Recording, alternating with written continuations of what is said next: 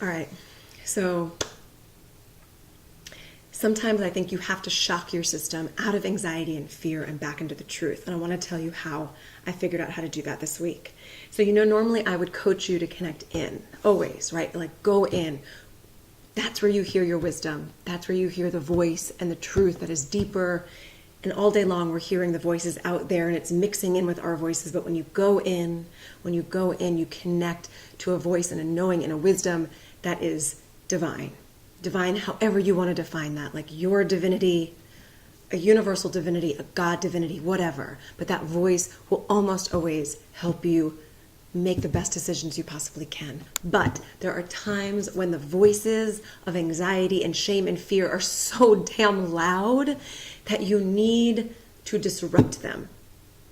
And going in that quiet way, it just won't work. And that happened to me this week. And so what I needed to do, and what I always do, is I move. I move, and I really, really, really move. I move a lot. And this is what I recommend. So to dance with loud music, to run as fast as your body can run, as long as your body can run, to hike up mountains, to swim, to completely get your body in water, to get the silence in your ears so that you can start to reorganize what's happening in your brain, to shock your system out of this repetitive thought, out of anxiety and out of fear. So this week, I let a deadline slip.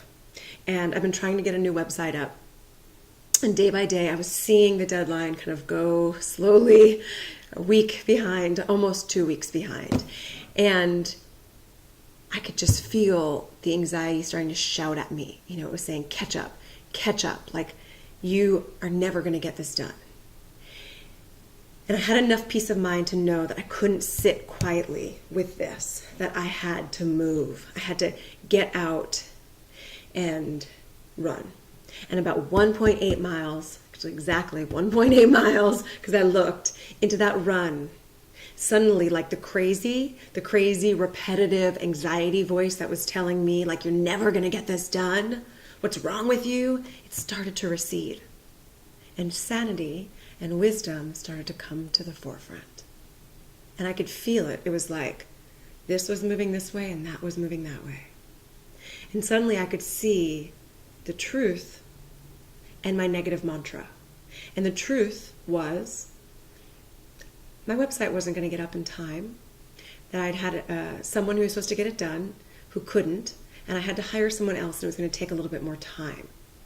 My negative mantra, which is this repetitive group of words that we are so used to saying to ourselves that it happens without our thinking. It's like an old, tired, crappy friend who shows up without being invited and just starts talking to us. I could see the difference between my negative mantra and the truth. So for me, my negative mantra was something like this. It was like, I'm probably not good enough for this. And I'm certainly not as good as all those brilliant leaders who get their shit done on time. And I'm probably just not cut out for this. But until I was moving, until I was running, until I was shocking my system, I couldn't see the difference between the truth and this made-up interpretation that I repeat over and over in my head without even realizing it when anxiety and fear start to take hold. So, if you are feeling like you're not good enough, if you are feeling guilt and shame, and if it feels repetitive and uncontrollable, you need to shock your system. You need to reorganize your brain. You need to run, you need to swim, you need to hike up a mountain as hard and as fast as your body can take it. You need to get into the water so that you can see that what you're hearing is not the truth.